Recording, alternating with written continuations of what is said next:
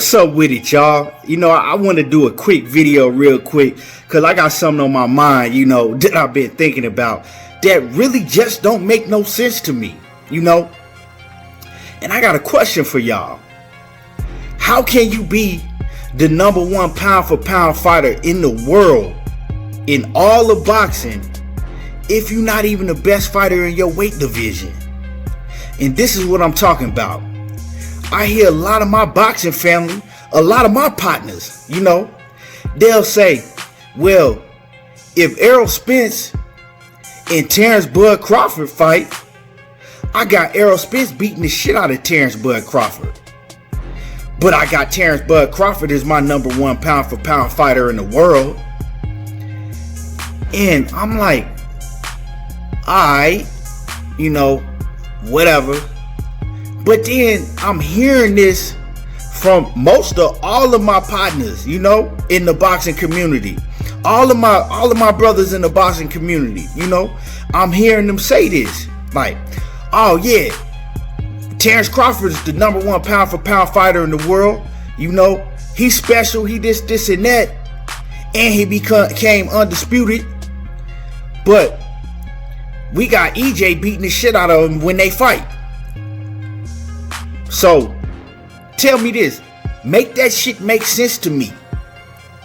How are they in the same weight class, but you saying that he's the number one pound for pound fighter in the world, but you got another man in the same weight class as him that you say when they fight,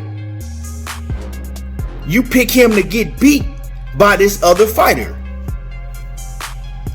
That's like me saying, oh yeah, I think Deontay Wilder is the best heavyweight in the whole world, but I got Tyson Fury beating him.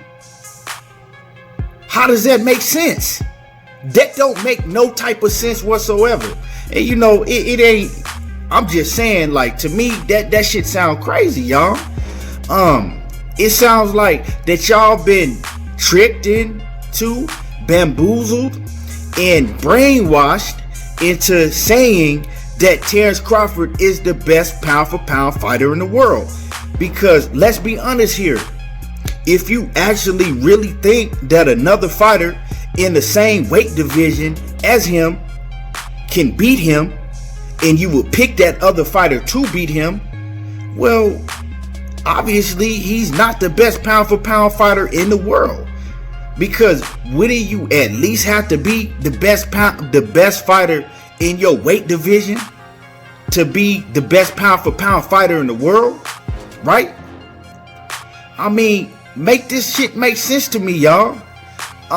Cause it's just not, it ain't making no sense to me. You know what I'm saying? No matter how I dissect it, it just don't make no sense to me.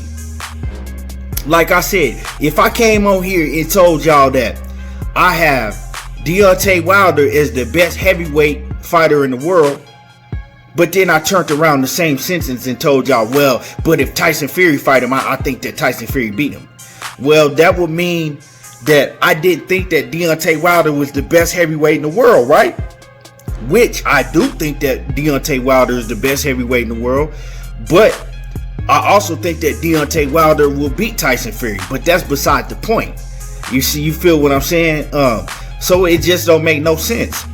And furthermore, when you say, when you question people about why they think that Terence Crawford is the best pound for pound fighter in the world, they'll either tell you that because of his skill level, right?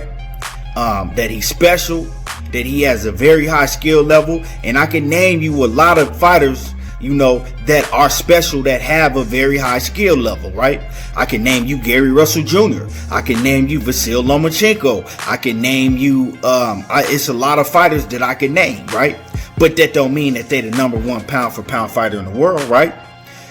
Also, they'll tell you, well, he became undisputed. Okay, bet. But becoming undisputed is a very hard task to accomplish. But let's just keep it 100 here. Was it a hard task for a fighter with the skill level of Terence Crawford? When you go back and you look at who he had to face to become undisputed, let's talk about it here. He fought Thomas Delorme for a vacant WBO title, right? Thomas Delorme already had been beat, right? Thomas Delorme, right now, he's been beat after Terence Crawford. You know what I'm saying?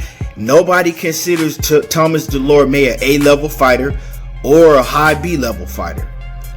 You know, maybe a C-level, B- level fighter at best, right? Then he went on to, then after Thomas Delorme, he went on to beat Victor Postal for the WBC title, right? Let's talk about it here.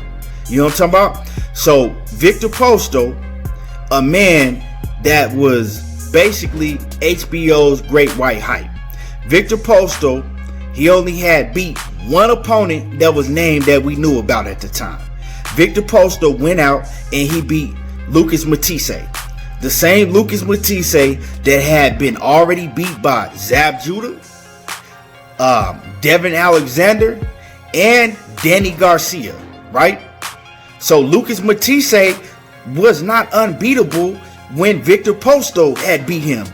Victor Postal wasn't the first to beat him. He wasn't the second. You know what I'm saying? And he wasn't the third fighter to beat Lucas Matisse. So Lucas Matisse had already been beat by several other fighters, and he had proven that he was not untouchable. But, you know, since they wanted to make Victor Postal the Great White Hype, they tried to pretend like Lucas Matisse was untouchable and had never been beat before, and Victor Postal was the only man that was able to do it. That's how they tried to make it seem. So, you know, other than that, Victor Postal ain't beat nobody. So Terence Crawford, he goes on to beat Victor Postal, right? And, you know, I'm not saying that Victor Postal was no bum or nothing, but he wasn't what they was trying to hype him up to be. And then after that, Terence Crawford went on to unify the titles, to become undisputed when he beat Julius Ndongo. Now, Julius Ndongo is trash. Terence Crawford's own, you know, relatives, they told me personally that Julius Ndongo been trash. You know what I'm saying? That Julius Ndongo was down there in Nebraska getting the shit beat out of him by young kids, by amateurs. So, you know, and this ain't to take nothing away from Terence Crawford, right? Because he is a special fighter, and, you know, he only can do and beat who they put him in the ring with, right? But being a special fighter don't mean that you pound for pound #1 in the world. To be even considered pound for pound best in the world, from, you know, what I know from, you know, the history of boxing, from other fighters that's been considered pound for pound the best in the world, you gotta beat, you know, at least a few fighters that's at that top A level before you can be considered that. So, like I said, whether you think he's the best pound for pound fighter in the world or not, that's all opinion. But back to my original point. You cannot tell me that he's the best pound for pound fighter in the world in your book, but then in the same sentence say that you think that Errol Spence would beat him if they fought. They in the same weight division. You cannot be the best pound for pound fighter in the world if you're not the best in your weight division. I also hear a lot of the same people say that they don't even know if he can beat a Sean Porter or Keith Thurman, that they have to see him in the ring against those guys. So how could you be the best pound for pound fighter in the world? Because all of them dudes that I'm naming, they in the same weight division as you. So at the end of the day, make that make sense to me, because it just don't make sense to me. Anyway, I just had to get that off my mind. You know, comment, subscribe to the channel, and you already know how I do. There you go, talking that boxing again. I don't watch reality TV. I watch boxing.